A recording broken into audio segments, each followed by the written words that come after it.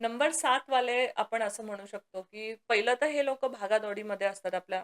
पण एक certain age नंतर ना ह्यांना वाटायला लागेल, की अध्यात्म, स्पिरिच्युअलिटी, बाकीच्या गोष्टी ह्याच्याकडे ना कल आपोआप वाढायला लागेल. हां. अध्यात्म असं नाही, की पूजा-पाठ करायला लागले, उपवास करायला लागले असं नाही. पण एक सडन चेंज होतो ह्यांच्या हं. आयुष्यामध्ये. म्हणजे लोकं असं पण म्हणतील, "यार हा इंजिनिअर होता, डॉक्टर होता, अचानक हा म्हणजे ना अध्यात्माकडे वळला. हां, हां, हां, अचानक हां. खूप देवाच्या गोष्टी बोलायला लागला किंवा ज्ञानाच्या गोष्टी बोलायला जे त्याच्या फील्डशी नाही रिलेटेड, नाही. हां. वेगळं आहे.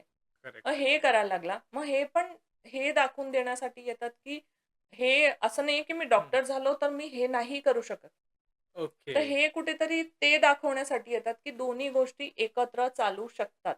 ओह! अध्यात्म आणि सायन्स म्हणा किंवा बाकीचं कुठलीही फील्ड असेल तरी. हं. कारण लोकं आध्यात्मिक झाला, की त्याला म्हणजे करिअरशी लगेच हे करतात ना. एखादा इंजिनिअर हां. जर असं अध्यात्माबद्दल बोलत असेल, तर लोकांना खूप हे वाटतं. करेक्ट. पर्सन आलेले माझ्याकडे. हां. आता जवळच त्यांचं होतं पास्ट लाईफचं आणि त्यांचं तसं होतं, की मी ना आयुष्यात सगळं एन्जॉय केलं. मी सगळं केलं.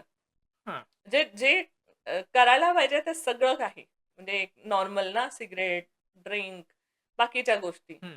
अचानक आयुष्यामध्ये असा ट्विस्ट एंड टर्न आला, की मी अचानक अध्यात्माकडे वळालो. ओके. ट्रान्सफॉर्मेशन म्हणतो ना, तर ह्यांच्या आयुष्यामध्ये ट्रान्सफॉर्मेशन असं घडतं.